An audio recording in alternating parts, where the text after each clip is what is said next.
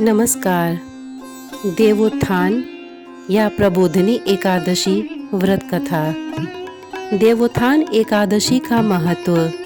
धर्मराज युधिष्ठिर कहने लगे कि हे भगवान, मैंने कार्तिक कृष्ण एकादशी अर्थात रमा एकादशी का सविस्तार वर्णन सुना। अब आप कृपा करके मुझे कार्तिक माह के शुक्ल पक्ष की एकादशी के विषय में भी बतलाइए। इस एकादशी का क्या नाम है तथा इसके व्रत का क्या विधान है, इसकी विधि क्या है, इसका व्रत करने से किस फल की प्राप्ति होती है, कृपया यह सब विधान पूर्वक कहिए। भगवान श्री कृष्ण बोले, कार्तिक माह के शुक्ल पक्ष में तुलसी विवाह के दिन आने वाली इस एकादशी को विष्णु प्रबोधिनी एकादशी या देव प्रबोधिनी एकादशी, देवोत्थान, देव उठव एकादशी, देव उठनी एकादशी, कार्तिक शुक्ल एकादशी तथा प्रबोधिनी एकादशी भी कहा जाता है। यह बड़े बड़े पापों का नाश करने वाली है। इसका महात्म्य मैं तुमसे कहता हूँ, ध्यान पूर्वक सुनो। देवोत्थान एकादशी व्रत कथा।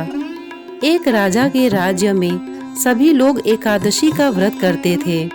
प्रजा और नौकर चाकरों से लेकर पशुओं तक को एकादशी के दिन अन्न नहीं दिया जाता था। एक दिन किसी दूसरे राज्य का एक व्यक्ति राजा के पास आकर बोला, महाराज, कृपा करके मुझे नौकरी पर रख ले। तब राजा ने उसके सामने एक शर्त रखी कि ठीक है, रख लेते हैं, किंतु रोज तो तुम्हें खाने को सब कुछ मिलेगा, पर एकादशी को अन्न नहीं मिलेगा। उस व्यक्ति ने उस समय हाँ कर ली, पर एकादशी के दिन जब उसे फलाहार का सामान दिया गया तो वह राजा के सामने जाकर गिड़गिड़ाने लगा, महाराज, इससे मेरा पेट नहीं भरेगा, मैं भूखा ही मर जाऊंगा, मुझे अन्न दे दो। राजा ने उसे शर्त की बात याद दिलाई, पर वह अन्न छोड़ने को तैयार नहीं हुआ। तब राजा ने उसे आटा, दाल, चावल आदि दिए। वह नित्य की तरह नदी पर पहुंचा और स्नान कर भोजन पकाने लगा। जब भोजन बन गया तो वह भगवान को बुलाने लगा, आओ भगवान, भोजन तैयार है। उसके बुलाने पर पीताम्बर धारण किए भगवान चतुर्भुज रूप में आ पहुँचे तथा प्रेम से उसके साथ भोजन करने लगे। भोजन आदि करके भगवान अंतर्धान हो गए तथा वह अपने काम पर चला गया।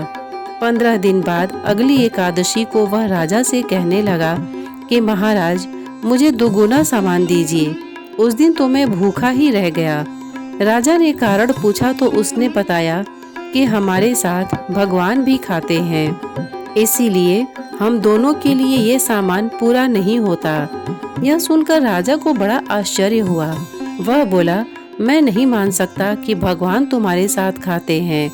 मैं तो इतना व्रत रखता हूँ, पूजा करता हूँ, पर भगवान ने मुझे कभी दर्शन नहीं दिए। राजा की बात सुनकर वह बोला, महाराज, यदि विश्वास न हो तो साथ चलकर देख ले। राजा एक पेड़ के पीछे छिपकर बैठ गया। उस व्यक्ति ने भोजन बनाया तथा भगवान को शाम तक पुकारता रहा, परंतु भगवान न आए। अंत में उसने कहा, हे भगवान, यदि आप नहीं आए तो मैं नदी में कूदकर प्राण त्याग दूंगा। लेकिन भगवान नहीं आए। तब वह प्राण त्यागने के उद्देश्य से नदी की तरफ बढ़ा। प्राण त्यागने का उसका दृढ़ इरादा जान शीघ्र ही भगवान ने प्रकट होकर उसे रोक लिया और साथ बैठकर भोजन करने लगे। खा पी कर वे उसे अपने विमान में बिठाकर अपने धाम ले गए। यह देख राजा ने सोचा कि व्रत उपवास से तब तक कोई फायदा नहीं होता जब तक मन शुद्ध न हो। इससे राजा को ज्ञान मिला। वह भी मन से व्रत उपवास करने लगा और अंत में स्वर्ग को प्राप्त हुआ।